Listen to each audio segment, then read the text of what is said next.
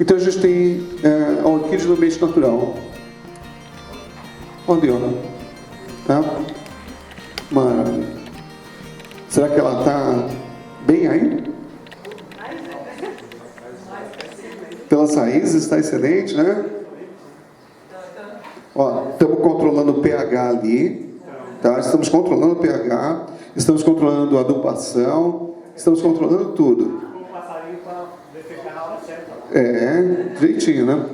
Então, por isso a gente fala, no ambiente natural é uma coisa, quando a gente leva para a nossa casa, para as nossas condições, muda tudo.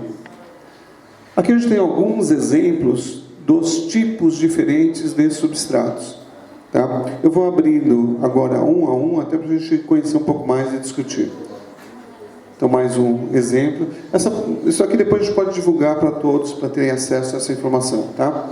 Então, aqui, olha, vários tipos de substratos diferentes, cada um cumpre com algum papel. O esfagno. Tá? O esfagno, para quem não conhece, tá aqui, ó, Gisele, pode ir passando. Eu trouxe alguns que são mais comuns. Tá? Então, o esfagno, ele é poroso, ele absorve uma grande quantidade de umidade, mas ao mesmo tempo ele encharca, apodrece rapidamente, não tolera adubação orgânica, tá? E tem curta durabilidade. Mas em alguns momentos ele pode ser muito útil. Então é saber qual é o momento que a gente deve utilizar esse substrato.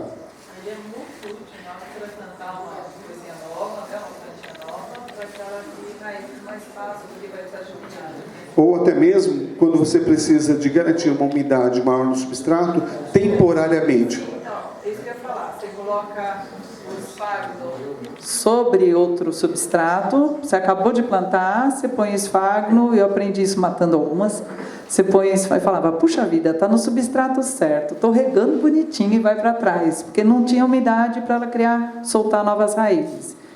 O tempo que ela precisava, que era o dia inteiro, né? Então, põe o esfagno em cima do outro substrato, um pouquinho, isso logo vai acabar indo embora, então depois ela cresce normal.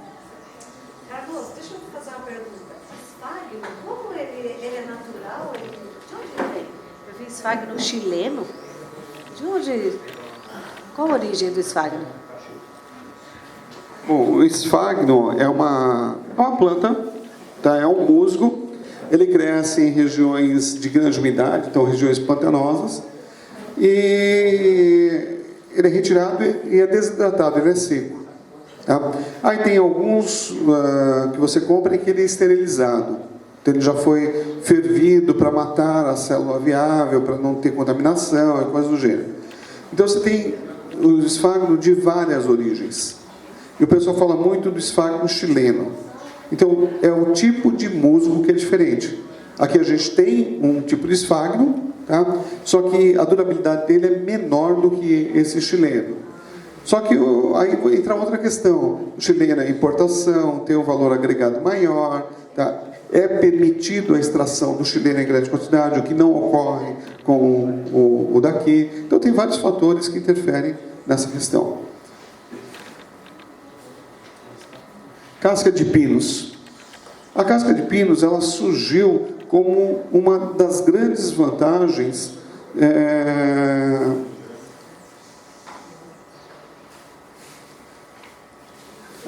antes que a Gisele está passando, ela está misturada com carvão. Tá? Depois eu falo por que misturada com carvão. Então, quais são as vantagens? Fácil de ser encontrado. Aqui no estado de São Paulo, então, com tranquilidade, né? É poroso, fácil enraizamento, longa durabilidade, mas qual é a desvantagem? Não retém umidade e pode ser tóxico, tanino.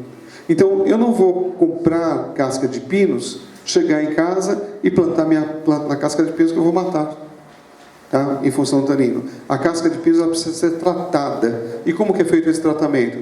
Ele é lavado com várias águas. Então, eu encho um balde, deixo de molho, no dia seguinte jogo essa água fora, e eu repito isso por aproximadamente uma semana. Depois de uma semana, eu deixo secar no ambiente. Então, o fato de você lavar constantemente, você está retirando o tanino. Só que o pessoal compra casca de pinos em qualquer floraí, não é tratada, planta e fala assim, eu perdi a minha muda. Eu fiz a muda, plantei, replantei, segui tudo que você falou, mas eu perdi a minha planta. Aí a grande pergunta, a casca estava tratada? Ah, como que é isso? Não tratou, não resolveu. Quando a gente compra substrato já para orquídea, como a gente tem encontrado no mercado, tá? Então ele vem de uma origem, vem de pessoal que produz comercialmente, ele já é tratado. Não dessa mesma forma, mas é uma casca de pinos que está no ambiente 6 meses, 8 meses, 1 ano. Então ela é revirada constantemente, tá? Mas ela está recebendo a chuva, está sendo lavada naturalmente. Essa está libritanina. Agora aquela que cortou a árvore, retirou e já está sendo vendida, ela é tóxica.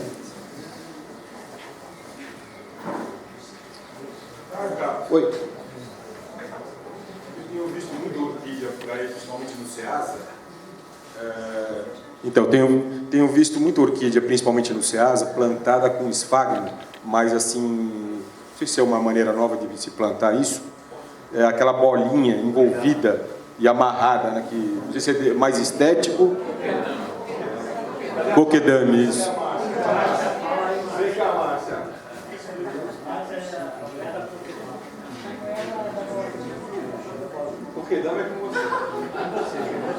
Acho que é moda, né?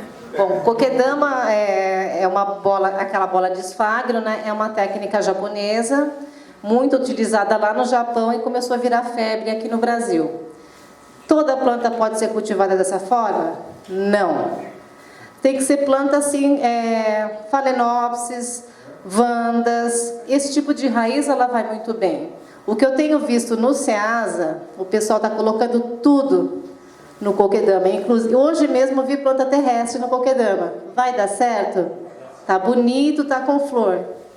E eu não tenho coragem de chegar a pessoa e falar, olha, isso aqui, melhor você não comprar. Cada um compra o que quer, de quem quer. E eu vejo muita gente também, quando faz o kokedama, faz sem técnica. Quer vender uma coisa com preço alto, tem um stand no Ceasa que ele é especialista em kokedama. Ele faz da maneira correta. Eu estou vendo muita gente se aventurar nisso. Aí o que acontece? Enterra demais a planta, aperta demais. Então é uma planta que você vai comprar, vai estar bonita no primeiro momento, mas ela vai morrer. Mas assim, para muita planta dá certo sim. O duro é que é moda, né? Isso que é o problema. Respondendo a sua pergunta, não. O que ele falou é moda. Então alguém começou a fazer uma técnica nova, achou legal e tudo bem. É uma maneira correta? Depende de cada um, né? Ô Carlos, é o que você comentou, a gente só vai saber o ano que vem o resultado, né? Agora, Antes disso, antes disso, né? carvão. Tá aqui, olha. Fácil de ser encontrado, poroso, fácil enraizamento. Só que não retém umidade, sofre salinização. Quem comentou? Acho que você, né? Que é justamente esse processo, ele absorve os sais minerais e por sofrer essa salinização, ele acaba matando a planta. Então, ele é legal num primeiro momento, depois ele deixa a desejar. Diferente de quando ele está misturado. A gente vai chegar nisso já já. Nesse caso aqui que a gente comentou de 14 anos atrás, um pouco mais, o pessoal, quando foi comentado disso aí, o pessoal começou a pegar o carvão que já estava usado na churrasqueira e colocou para usar. Aí uns de cara falaram, que isso não presta, que isso não funciona, logo de cara. Por quê? Porque você vai fazer a carne, cai sal, cai sangue, e o pessoal começou a utilizar isso. Só pegava aquele carvão usado, peneirava e reutilizava.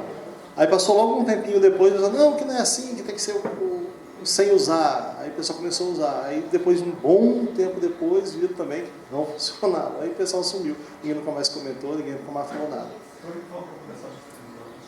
Tá, depois a gente tinha uma... E a gente não se preocupa com a temperatura dentro do vaso. Sim. Ah, sim. A gente fica preocupado com outras coisas para cuidar, mas na temperatura que a planta está sofrendo. O carvão chega a uma certa hora do dia que aumenta muito a temperatura dentro do vaso.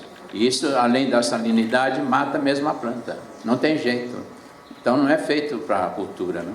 Um churrasquinho legal. E uma coisa importante também é que além da questão de você drenar a água, quanto menos furo vai ter, né, mais quente vai ficar. Então os furos também ajudam na temperatura. Dessa lista aí que a gente comenta sempre, é uma lista que tinha uns 13 anos atrás, 14, a lista de... Ainda existe, mas a utilização hoje em dia está bem baixa. A gente chegava a ter era uma lista de troca de e-mail do Yahoo, a lista Orquidófilos. A gente chegava a ter em torno de 3, batíamos em média 3.200 e-mails mensais. Então davam 100 e poucos e-mails por dia. Então a informação era muito grande. Então a pessoa botava uma experiência, todo mundo tentava, e aí você já ia tirando o que funcionava e o que não funcionava. Aí depois de uns meses, a gente via se aquela coisa que a gente fez no ano anterior funcionou ou não funcionou. Então a gente viu várias experiências de colocar só carvão, de colocar só brita. A brita, inclusive, é pior que ela é mais pesada ainda, né? E o pessoal botava, não, que tem que ser a brita 1, brita 0, brita 2. E aí o pessoal queria começar a botar brita menor, e aí a raiz não conseguia atravessar, a planta não desenvolvia. Mas outros falavam que era bom. A mesma coisa do carvão. Mas qual é o carvão? Ah, o carvão que eu já usei. Não, o carvão novo. Não, o carvão um pedacinho. Não, o carvão em um pedaço maior. Então, acho que o pessoal era muito radical, né? O pessoal era muito radical. Queria achar que a técnica dele servia para todo mundo. E aí é o que o senhor Nilson falou também. Além disso, também não adianta o cara que mora lá lá no Ceará, querer dar uma técnica para o cara que mora aqui em São Paulo, querer dar uma técnica que o cara mora no Rio Grande do Sul. Além de ser um clima diferente, o ar é mais seco ou menos seco, chove mais, chove menos, o sol é mais forte, a temperatura média é mais alta. Então, o ideal é sempre você ir fazendo o teste ou procurar alguém que já fez. A ideia do núcleo é essa. Por exemplo, o Seixas já tem uma técnica dele, o João tem outra, o Defende tem outra, o Flávio tem outra, o seu Gui tem outra, a Gisele tem outra, o seu Érico tem outra, cada um tem uma técnica. Então, quando você consegue olhar todas, você converge que todas são mais ou menos parecidas, a mesma coisa. Então, quando você tem um núcleo, você consegue conversar com seus colegas, que não são colegas que moram em outros estados, com outra realidade de clima, temperatura e chuva, para você conseguir fazer o cultivo certo. Então, para a pergunta do Seixas, eu vou saber, Seixas, eu vou conseguir plantar valquiriana aqui? Não vou? Vou conseguir plantar terrestre aqui? Como que chove aqui? Como que é a umidade aqui? Porque o meu colega que está no Facebook lá, que vai postar que isso aqui é a melhor coisa do mundo, às vezes ele mora na Amazônia. Lá funciona. Talvez. Aqui não. Então você tem que olhar essas peculiaridades que o pessoal no Facebook não olha. Ninguém olha. Que é minha amiga. Minha amiga fez, deu certo. Aí vai olhar só porque é amiga. Não vai querer olhar o que está em volta disso aí. Tudo que está em volta. Ah, mas eu uso vaso de barro. Ah, eu uso vaso de plástico. Por quê? Não uso brita. Mas tem todo um clima que ninguém olha. Que é o que o Seixas falou agora há pouco. Nas entrelinhas do cara que fez a dosagem exata lá de 2,5 gramas com uma balança de precisão perfeita que foi botando aos pouquinhos. No final jogou pitada, jogou 1 litro a mais. O que adiantou? Gastou dinheiro com balança, gastou dinheiro com produto, mas não seguiu a risca. Então, olhe sempre as peculiaridades. Tem uma coisa que para vocês, vai fazer bastante, que eu sempre escutei, que eu acho que uma das coisas mais bonitas da orquidofilia é aprender sobre a orquídea, de onde ela vem, qual é o meio ambiente dela na realidade. Você não vai poder fazer na tua casa igual, mas as adaptações que um cara da Amazônia vai fazer para que ele tenha aquela orquídea vai ser diferente do Ceará. Mas eles vão ter que fazer sérias adaptações para que ela possa sobreviver naquele ambiente, né? E isso é um dos grandes motivos da terra, que a nossa, né, não poder plantar dentro da terra, porque não é da natureza dela. Então a gente não está fazendo aquilo que é cuidar da planta e preservar a espécie, preservar a história dela. Se a gente pega uma planta e obriga ela a viver numa natureza que não é a dela, a gente está criando uma outra. Né? A gente está perdendo a planta, perdendo a história, a preservação, que a gente tem que... Eu acho que é o que o meio faz mais, né, com mais responsabilidade, né? Uma coisa interessante nessa questão de substrato é isso. Quando a gente dá outras palestras falando sobre determinada espécie de orquídea ou determinada local onde tem orquídea, a gente tem que reparar isso. como que eu vou plantar essa orquídea? Ah, porque ela é, sei lá, epífita, eu vou plantar dessa maneira. Mas tenta lembrar lá atrás da onde ela veio, da onde ela é. Ela é de um lugar muito quente? Ela pega sol pleno? Ela fica num lugar que chove muito? Então, às vezes a gente acha que só porque é epífita a gente vai plantar desse jeito que eu planto todas as minhas. Então, dentro do próprio orquidário, às vezes você vai botar uma orquídea mais em cima, a outra você vai colocar mais embaixo, tentando, não vou dizer imitar que você não vai conseguir, mas você vai aproximar da forma como ela era na natureza. E aí você vai começar a ter resultado maior. Uma coisa que eu percebia quando eu tinha meu orquidário, né, era o seguinte: o meu orquidário ele passou a funcionar quando ele ficou cheio. Enquanto o orquidário tinha espaço vazio, eu tinha que atuar muito nele. Quando ele ficou cheio de orquídea, entupido de orquídea, aí eu consegui criar um microclima dentro, que a própria umidade conseguia se manter e não saía. Também nem tanto. Mas aí você começava a perceber que as sementes da orquídea começavam a brotar nos caibros, na mesa. Então você conseguiu chegar naquele ideal. Mas no meu caso, eu coloquei todas de um tipo de microclima igual. Eu mantive. Se eu tivesse uma valqueriana ou uma orquídea qualquer... Chegou no fio e estava entupido. Plantas no meio já não respiravam. E aí você tira uma do lado da outra, no meio está defilhando. Aí tem esse problema quando amontoa. Então o ideal é você ter sempre aquela orquídea parecida, clima parecido juntas. Então se você tem uma orquídea que pega sol, você não vai enfiar ela junto com as outras. Bota do lado de fora, ou bota na parte mais superior do orquidário. Você vai achando o local ideal para ela. Então, basicamente é isso. O José comentou agora do seu guia, eu lembrei de um fator interessante. O seu guia ele tinha ventilador para forçar a circulação de ar dentro do orquidário. Não tinha, era muito fechado, então ele colocou o ventilador para forçar a circulação de ar. E o seu guia sempre teve um cultivo maravilhoso. Um dos melhores cultivos que eu conheci até hoje, pela persistência, pela prática, por tudo, era do seu guia. Aí nós fomos visitar o orquidário do seu guia, estava eu, o Renato, a Gisele, e de repente eu olhei assim, e só um lote de plantas, definhando. Bom, a irrigação é a mesma, a nutrição é a mesma, porque só o local é o mesmo, por que só esse lote? E a gente ficou intrigado com aquilo. De repente eu olho a circulação de ar do ventilador. O ventilador ele só fazia isso. Então ele pegava só aquele trecho. Então ele forçava a circulação de ar no orquidário, mas onde a circulação era maior? Naquela seção. E aquelas plantas estavam sofrendo com desidratação. E aí a gente reparou que exatamente onde batia o ar... É interessante porque às vezes a gente comete o mesmo erro.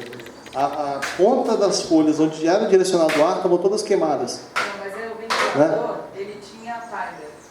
Ele ligava e desligava. Quebrou o timer. E aí meu pai, com o tempo, no finzinho, ele não estava com possibilidade de fazer isso. Então, ele deixou ligado no final, né? E o fato de ter o timer, acho que ele era por causa disso, né, antes. E aí ele punha em determinada hora do dia o ventilador, ficava meia hora, depois mais outra hora, meia hora, e ele desligava, ligava e desligava. E ele estava ligado 24 horas, coitadinhas. Aí minha mãe ficava assim: Gisele, desliga esse ventilador, está gastando muito dia. Aí eu não posso desligar aqui, que não tem ar.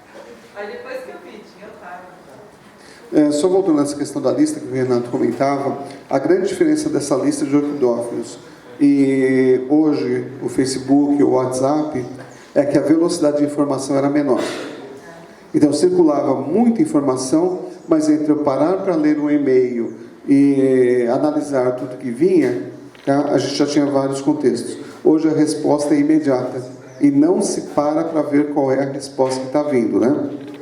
Bom, aqui ó, no carvão, tá legal essa raiz? Não está maravilhosa? Isso num primeiro momento, depois de um tempo a situação não é mais a mesma. Aqui olha, todas plantadas no carvão, a gente vê até que está indo bem.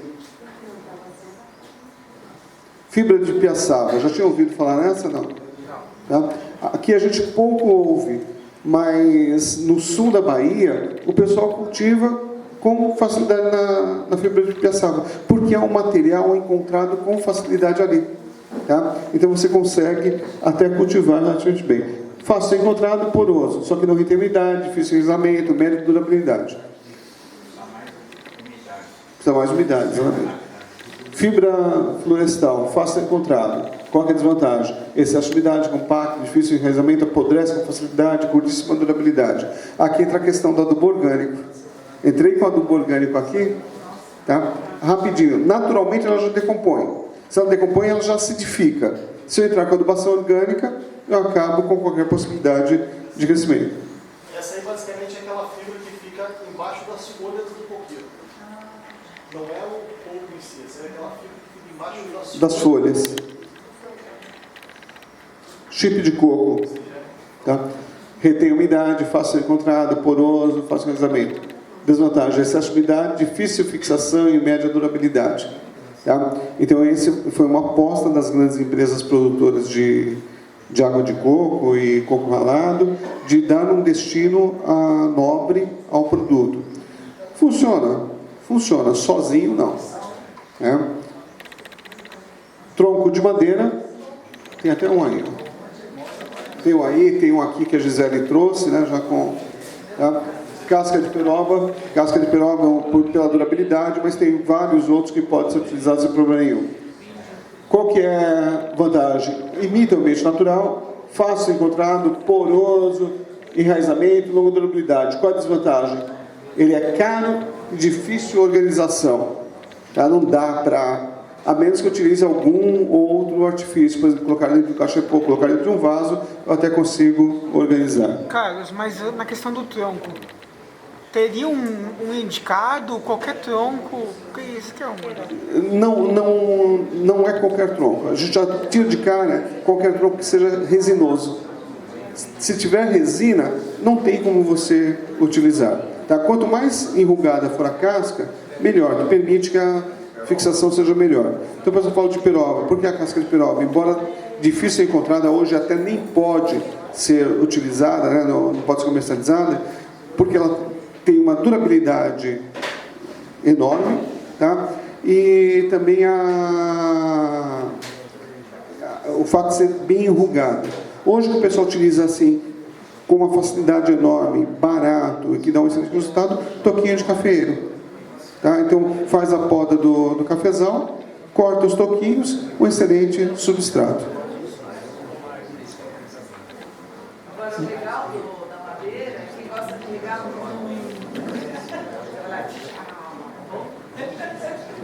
Bolacha de madeira, também cortes, que dá para utilizar. Eu tenho uma em casa, não vai muito bem não. Eu não gostei. Eu não... Até hoje, já tem acho que uns 10 anos lá que eu ganhei, mas eu não vejo grande avanço. Eu tenho uma... Como se chama quando você corta a madeira para usar? Ripa, não é ripa, é mais... Tá, uma vigazinha menorzinha, e que eu coloquei em cima da areia de um negócio de... cheio de areia para água, né? Eu coloquei ali, ela ficou úmida, e eu pus uma phalaenopsis. Tá linda. Né? Então, só o toquinho, ela não ia ficar. A água que deu a... Eu tenho uma mini cacléia, acho que é mini cacléia, não sei, né? E plantei num vasinho de cerâmica decorativo que tinha lá em casa, na parede, dentro do vaso de cerâmica, só que as raízes dela, elas estão todas na parede. A parede está, assim, de raiz está gigante. Tem até uma foto aqui, depois te mostro. Ela se adaptou a uma condição legal, né? Então você colocou com uma intenção e ela acabou se adaptando nessa... Mas ela encontrou a condição ideal para ela. Não é a condição que para ela está perfeita. Ô Carlos, você já deu a resposta, mas se eu pegasse um bambu, que ele tem uma durabilidade boa, mas ele é liso, e raspasse, de repente, daria certo? É legal você criar essa rugosidade nele. Interessante então, isso. Vai dar fixação e tudo bem, então. E essa rugosidade também serve para poder segurar os nutrientes, a adubação, para depois a planta utilizar mais na frente. Sem invernizar, né? Não, sem invernizar. Você põe um vaso com um substrato embaixo, põe esse truque em cima para que ali crie umidade. Aí isso te permite que ele vai manter mais fluido do ambiente, porque tem umas que ficarem só um pouquinho, ela não vai aguentar, ela vai ficar muito seca. E esses toquinhos, normalmente, são muito utilizados em plantas de clima mais seco. É aquilo que eu estou falando lá atrás. Você observar na natureza como uma planta é, onde a planta fica, para você utilizar depois. Então, por exemplo, esses toquinhos de madeira, o pessoal corta muito em toquinhos pequenininhos para plantar valqueriana, lobilho. Aí você pode falar, chileira. Então, nos toquinhos, elas vão muito bem. Você coloca os toquinhos e planta lá em cima. Os toquinhos, eles têm interação com os toquinhos, eles têm interação com adubo químico? Eles guardam também? Tem algum cuidado? A questão de adubo químico, ou até mesmo o orgânico, ele pode acumular sim. Tá? Só que no toco, na madeira, a lavagem é muito rápida.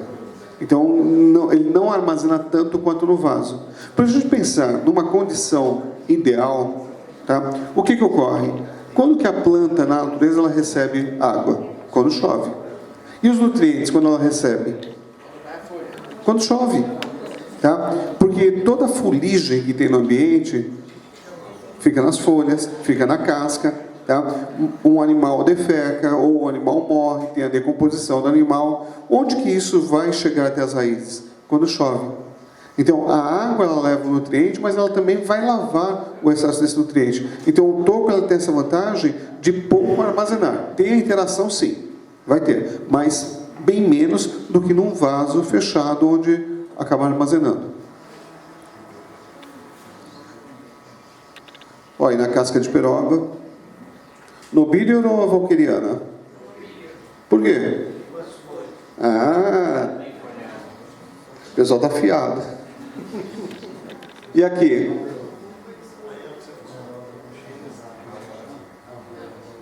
E aí? Olha lá. Não, olha que as raízes. Ela foi, já era uma planta adulta. Vocês perceberam a diferença? Tá? Aqui, ó, pergunta que o Toquinho fez. Aqui a gente vê o enraizamento, tá? Ó, enraizamento, broto novo, bem fixada. E aqui? Eu não tenho raiz, tá? Eu não tenho raiz, não tenho.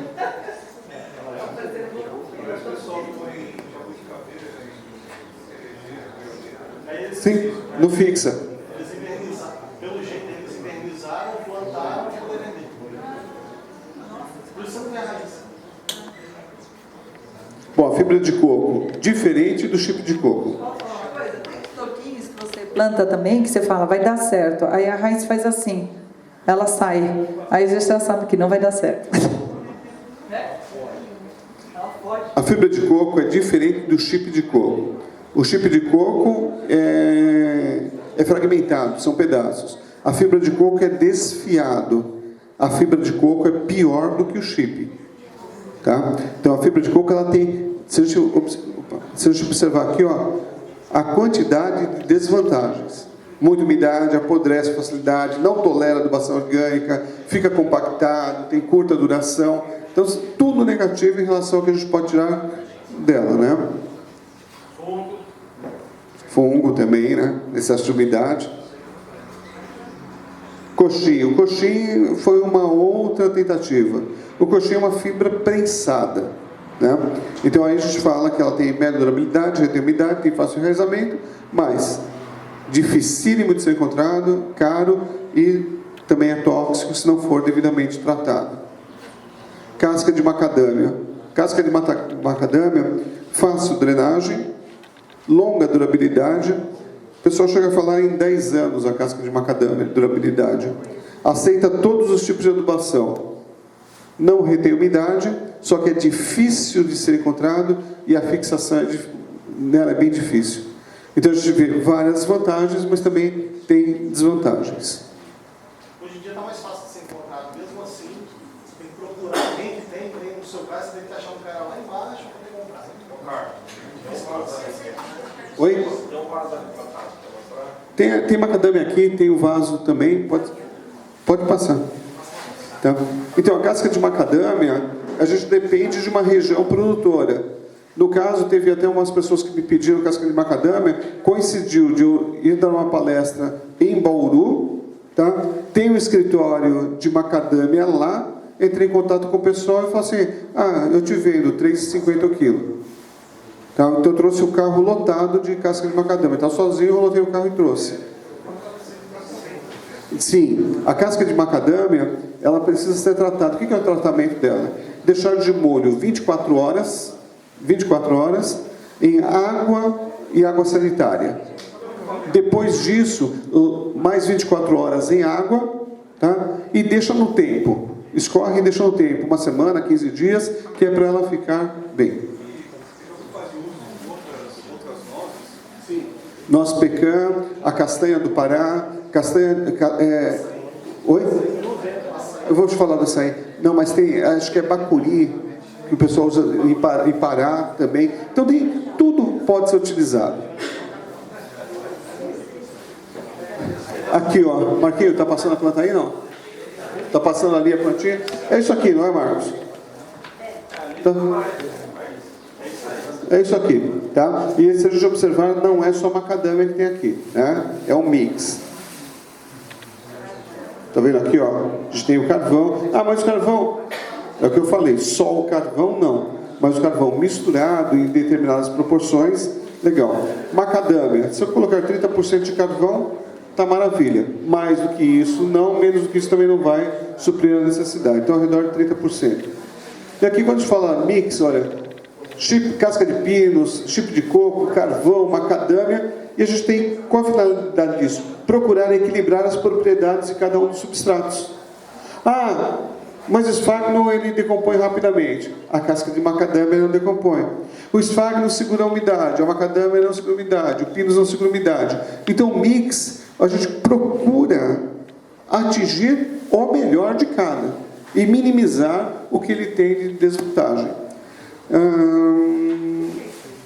Esse aqui é um mix, mas ele tem casca de peroba junto, tá? Esse é muito utilizado para mudinha, mas é utilizado para muda. Esse é um mix.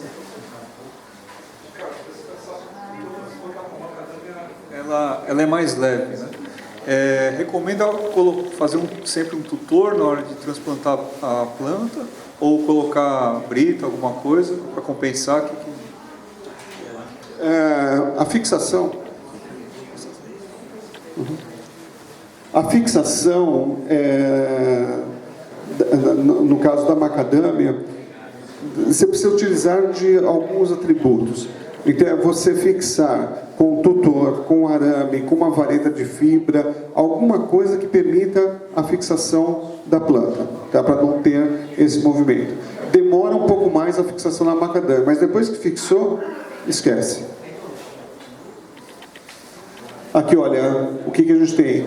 O mix, que nesse caso é a fibra de coco, o carvão vegetal e a casca de pinos. Permite que a planta se desenvolva rapidamente. Acho que é esse aqui, né, Renato?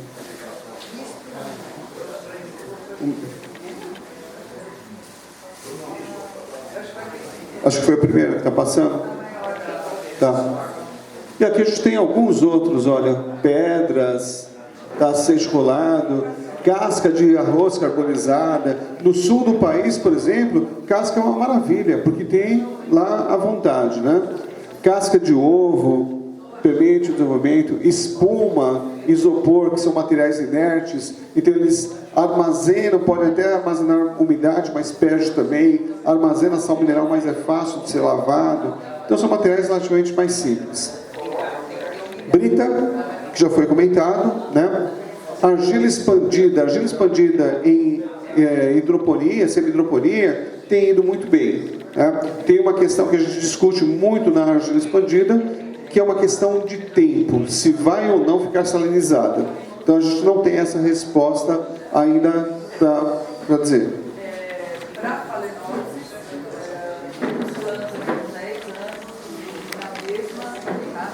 Para Phalaenopsis, tenho planta com mais de 10 anos dentro da mesma argila, com flor e tranquila, se desenvolvendo bem.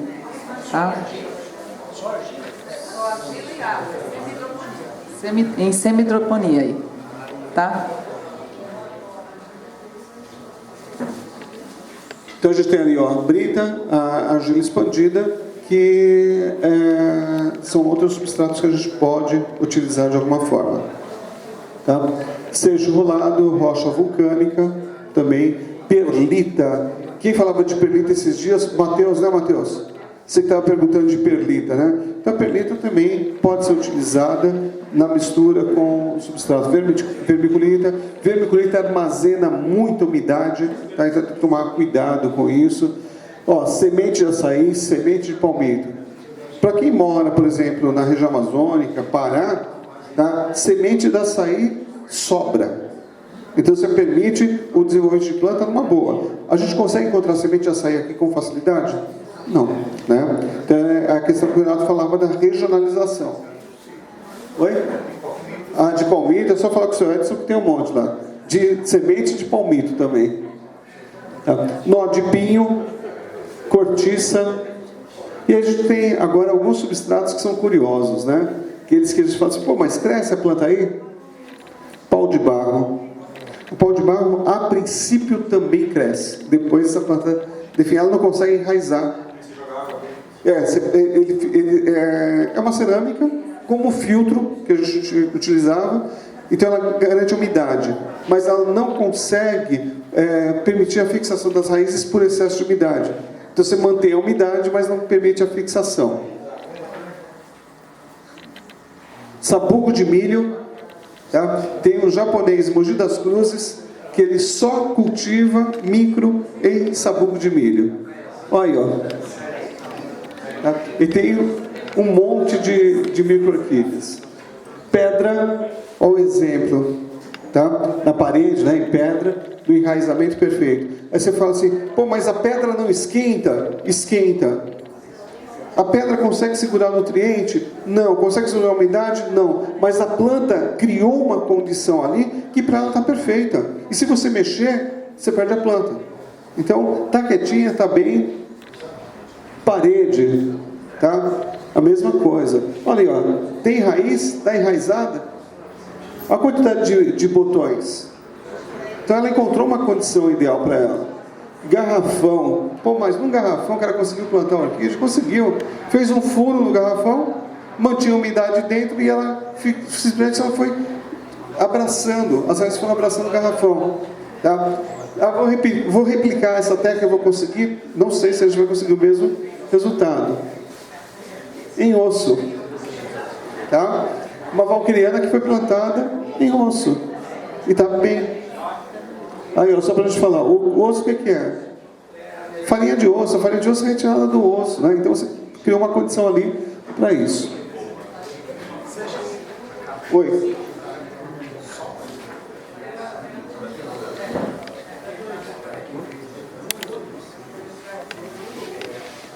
Tem uma aqui que o pessoal procura muito, só voltou a... Na época que hoje vocês começaram a comentar dessa questão da lista, aí surgiu um senhor na época que ele resolveu, ele teve uma ideia, poxa, mas de repente o vaso seca. E aí minha orquídea, se eu molhar, se eu viajar, ela vai morrer. Aí ele teve a ideia de criar um pau de barro na época, e aí ele botava água, botava uma rolha, ficava. Mas desde aquela época, uns 14 anos atrás, eu nunca vi um cultivo, ou então hoje em dia ver alguma planta daquela época que esteja plantada e seja bonita ainda. Por que acontece? A maioria das vezes que a gente vê foto, vê planta, até para vender, ou ela acabou de ser plantada, ou o plantio dela tem poucos meses, porque você começa a perceber que a água dentro, ela acaba conservando muita umidade. Tem gente até que bota aquelas bolinhas gel para segurar a umidade dentro, que particularmente eu não indico, não sei quem cultiva. Quando eu falo de cultivo, é de ter, por exemplo, 50 paus de barro com 50 orquídeas, todas desenvolvidas, grandes e bonitas. Eu nunca vi. Toda vez que eu vejo uma planta acabou de ser plantada, está com raízes novas, tem 1, 2 meses, 3 meses, e depois começa a definhar. Você começa a perceber que depois esses pedaços do pau de barro começa a ficar verde, cheio de limo. Ele fica cheio de limo e a planta começa a definhar. Então, particularmente, eu não gosto. Conheço pessoas que tentaram plantar, não foi legal, não foi à frente. Depois de um tempo, o vaso de barro começa a ficar poroso. Você também plantou e não foi, né? Então, se alguém quiser fazer o teste, é interessante, mas não espere muita coisa, porque você vai ter que tirar ela dali e replantar em outro lugar. Porque... Eu já vi a pessoa ter sucesso, mas tinha um toco amarrado no pau de barro. Então você tinha uma condição climática legal, mas onde a planta estava fixada? No toco. No pau de barro. Então é basicamente isso. E a questão que o Seixas falou mais à frente, sobre o xaxim, né? É que... o xaxim, a questão, o pessoal pergunta, mas eu acho xaxim, ali no fulano tem xaxim para vender, ou então no Ceasa eu acho xaxim para vender. É perigoso, por quê? Porque o xaxim, ele está proibido no seu comércio, né? Comércio, venda, transporte, então mas eu comprei, pode dar problema com você com o IBAMA, porque é proibido o corte, a venda, a extração, o transporte. Mesmo se você estiver transportando, pode dar problema. Então, a pessoa, mas eu nunca vi alguém ser preso, coisa e tal. A gente botou uma foto aqui da Polícia Ambiental pegando um caminhão cheio de venda. A quantidade não é tão grande, então às vezes até... Não. 6 milhões e meio de multa, que o lucro do cara aqui não chega nem a 1/10 parte disso. Então, vale a pena pensar antes de você querer comprar. Mas um amigo meu traz para mim um saco de xaxim. Pensa bem se vai valer a pena. Entendeu? Primeiro para a natureza, segundo para o bolso, né? Então, por isso que a gente sempre tenta procurar essas formas alternativas de cultivo. O mais importante é a questão da natureza. A gente tem que preservar pela natureza, porque a gente, como uma sociedade que a gente procura preservar a natureza e as orquídeas, a gente tem que pensar em toda a natureza em si, né? Às vezes 200 anos, 300 anos, para uma, como se diz, para um benefício meu, meio egoísta, né? Eu quero a minha planta, eu vou derrubar aquilo. Então, não é essa substituição, né? Eu vou tirar e eu vou perder o cultivo depois do tempo, ou daqui 5, 6 anos eu vou ter que substituir o xaxim e vou ter que pegar uma outra planta de xaxim para poder fazer. Então, basicamente, vai fechar. Eu acho que a questão aqui de fechar, a gente volta naquela pergunta inicial. Qual é o substrato ideal? Oi? Depende de cada um, depende do cultivo. Então a gente não pode falar assim, faça dessa forma ou faça daquela que está certo.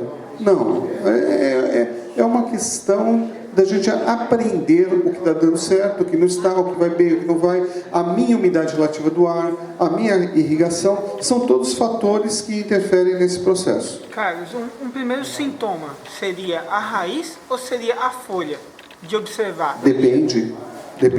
Vou te dar 2 situações. Tá? Numa situação de falta de água, a desidratação na folha é visível. Tá? Só que vou além. A folha está desidratando, você fala, eu molho todos os dias. Eu falo, veja a raiz. Aí você vai lá, tira a planta do vaso, fala, não tem raiz, a raiz morreu. Tá? Por isso que ela está desidratando. Então não existe uma resposta única ou um fator único, mas todo o conjunto. Então você aprender a ler com a sua planta qual é o fator que naquele momento está resultando naquilo. Então a gente fala assim, a pessoa fala assim, não, mas eu molho a minha planta todos os dias, ela está desidratada. Olha a raiz. Não tem raiz. Mas a minha está desidratada, não estou entendendo. Tem raiz? Tem. Então aumenta a rega. Então a gente tem que aprender a ler o ambiente. O caso da planta que a gente citou, da ventilação. Tá? O seu guia, ele fez a ventilação, era com timer, eu não sabia desse detalhe. Era com timer, tá? E a planta estava maravilhosa.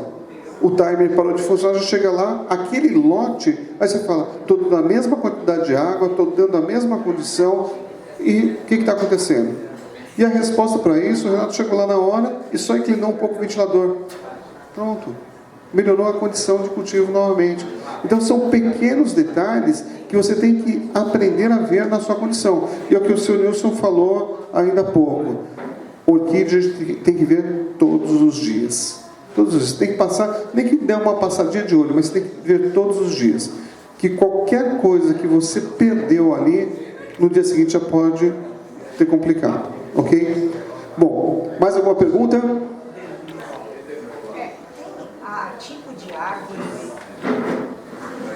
Tipo de árvore ideal para fixar a orquídea? Não. Qualquer árvore. Não tem. Quando a gente fala tipo de árvore para fixar orquídea, a princípio, quase todas. Desde que tenha a casca rugosa, tá? Galhos, né, para você fixar, forquilhas que facilita. Não pode ser árvore resinosa, por exemplo, pinheiro, eucalipto, e não pode ter casca lisa, goiabeira, jabuticabeira, são plantas que não... Aí alguém fala assim, ah, mas eu tenho orquídea na jabuticabeira, né, Renato? Mas você tem na goiabeira, não tem? Tem. Tá. Aí você fala, pô, mas na goiabeira, só que ele espetou entre as galhadas, tá? Então ela não está fixada na casca, ela está fixada naquele espaço. A palmeira também, nos nossos residenciais por aqui, muita gente põe onde a palmeira vai abrir, e aí elas vão no começo, aí a folha começa a abrir e a orquídea não vai ter mais onde ficar. Ela está naquela coisa que vai cair. Então é pensar que no futuro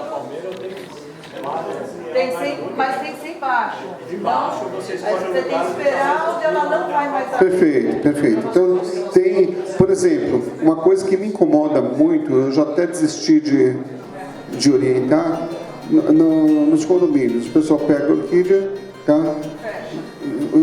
Não, e coloca... Exatamente. Ou encapa, corta o vaso no meio, prende com vaso, ou... E geralmente utiliza duas orquídeas. Phalaenopsis, que ela precisa de 80% de sombreamento.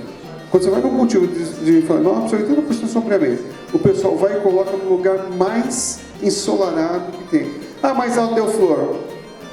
Parabéns, ela deu flor. Agora, quanto tempo ela vai viver, é uma outra história. Ou então coloca Cymbidium em árvore. Cymbidium é terrestre. Tá? Então a gente tem que saber conhecer um pouco o que tem no ambiente para a gente não cometer esses erros. Foi o caso do Cymbidium de cima. Exatamente. Carlos, uma última. Qual é o risco de, por exemplo, fazer uma ferida raiz num citrus ou não? É mais conversa mesmo. Que não é um parasita. Não. Mas corre o risco de se fazer? Não existe isso. A questão aí que você está levantando é interessante. Na natureza, a gente tem plantas que são parasitas, sim. Então você tem uma que o pessoal chama popularmente de erva de passarinho, o nome popular dela. Lembra fios de ovos. Tá? Então você vê assim, lembra fios de ovos na árvore, você fala, nossa, que bonito fios de ovos.